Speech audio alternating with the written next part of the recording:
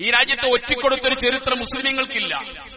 ഈ രാജ്യത്ത് ഭീകരവാദ പ്രവർത്തനങ്ങളിലും തീവ്രവാദ പ്രവർത്തനങ്ങളിലും ഈ സമുദായം ഏർപ്പെട്ടിട്ടില്ല. അങ്ങനെ ഞങ്ങൾക്ക് കഴിയില്ല. ഞങ്ങളെ തീവ്രവാദം പഠിപ്പിച്ചിട്ടില്ല ഞങ്ങളുടെ പ്രവാചകൻ. ലൈസ മിന്ന മൻ ദഅ ഇലാ അസബിയ്യ. വർഗീയവാദത്തിലേക്ക് ആളുകളെ കൂട്ടുന്നവൻ എന്നിൽപ്പെട്ടവനല്ല. ലൈസ മിന്ന മൻ ഖാതല അലാ അസബിയ്യ. വർഗീയവാദത്തിന്റെ മേൽ പോരാട്ടങ്ങൾ നടത്തുന്നവൻ നമ്മളിൽപ്പെട്ടവനല്ല. ഇവരൊന്നും ഇസ്ലാമിക വൃത്തത്തിനുള്ളിലല്ല എന്ന് പഠിപ്പിച്ച പ്രവാചകന്റെ അനുയായികളാണ് നമ്മൾ. നമുക്കെങ്ങനെയാണ് ഈ രാജ്യത്തോട് ദ്രോഹം ചെയ്യാൻ, വിധ്വംസക പ്രവർത്തനങ്ങൾ ഈ രാജ്യത്ത് പ്രവർത്തിക്കാൻ നമുക്കെങ്ങനെയാണ് കഴിയുക? ഈ രാജ്യത്തിന്റെ ഭരണഘടനയിൽ വിശ്വസിച്ചു, ഈ രാജ്യത്തിന്റെ ദേശീയതയോട് ചേർന്നു നിന്നു, ഈ രാജ്യത്തിന് വേണ്ടി എല്ലാം കൊടുക്കാൻ തയ്യാറായി. ഈ രാജ്യത്തെ നമ്മൾ സ്നേഹിച്ചു. കാരണം ഈ രാജ്യത്തിന്റെ ഭരണഘടനയിൽ നമുക്ക് വിശ്വാസമുണ്ട്. ലോകത്തെ ഏറ്റവും നല്ലൊരു ഭരണഘടന ഇന്ത്യ രാജ്യത്തിനുണ്ടെന്നുള്ള ഉറപ്പ് നമുക്കുണ്ട്. അമേരിക്കയിൽ പോലും അമേരിക്ക ക്രിസ്ത്യാനിയുടേതാണ്, അമേരിക്ക ഹിന്ദുവിന്റേതാണ്, അമേരിക്ക മുസ്ലിമിന്റേതാണ്, അമേരിക്ക മതമില്ലാത്തവന്റേതാണ് എന്ന് പരസ്യമായൊരു നേതാവ് പ്രസംഗിക്കുന്നത് 2009 ബറാക് ഒബാമ. അങ്ങനെ ഒരു നയപ്രഖ്യാപനം അമേരിക്കയിൽ നടത്തുന്നത് ഇന്ത്യക്ക് സ്വാതന്ത്ര്യം കിട്ടിയ 60 കൊല്ലം കഴിഞ്ഞിട്ടാണ്.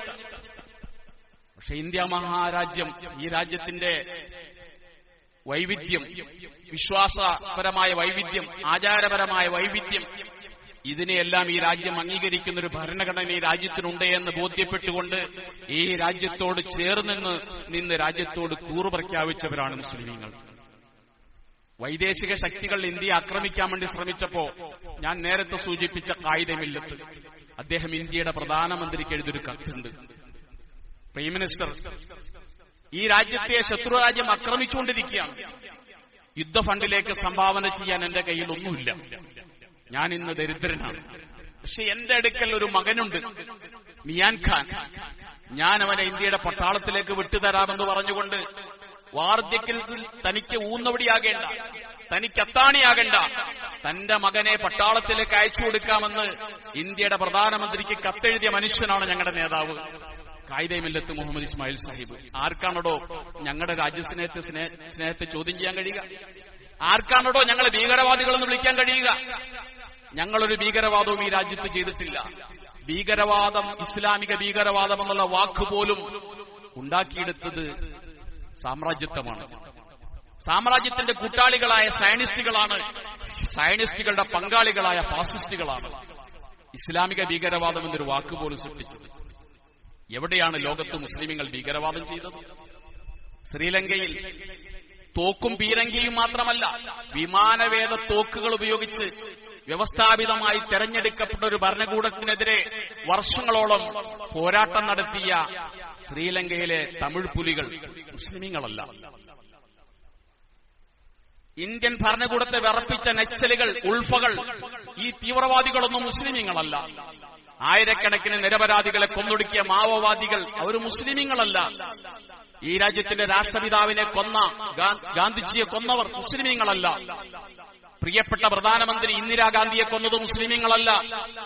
ശ്രീ രാജീവ് ഗാന്ധിയെ കൊന്നതും മുസ്ലിമീങ്ങളല്ല. ഞങ്ങൾ എന്ത് ഭീകരവാദമാണ് ഈ രാജ്യത്ത് ചെയ്തത്? എന്ത് ഭീകരവാദമാണ് മുസ്ലിമീങ്ങൾ രാജ്യത്ത് ചെയ്തത്?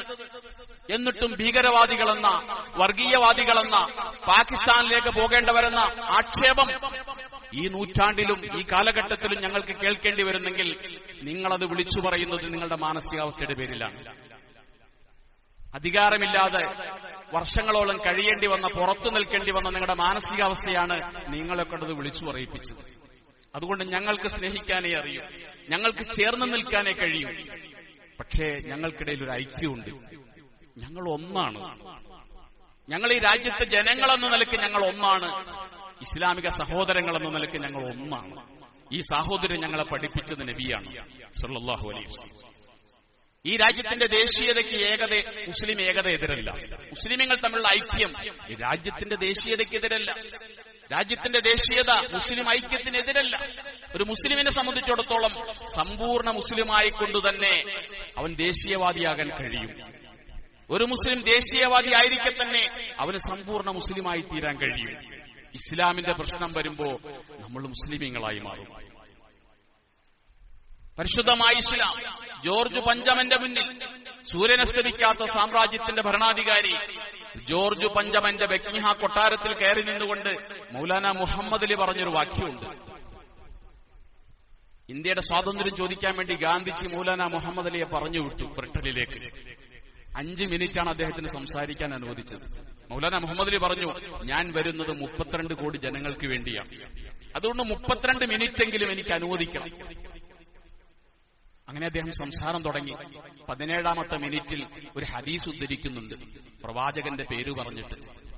പ്രവാചകന്റെ പേര് കേട്ടപ്പോൾ ജോർജ് പഞ്ചമൻ പറഞ്ഞു, സ്റ്റോപ്പ് ദെയർ, നിർത്തവിടെ, ഈ പേരൊന്നും ഈ കൊട്ടാരത്തിൽ പറയാൻ കഴിയില്ല.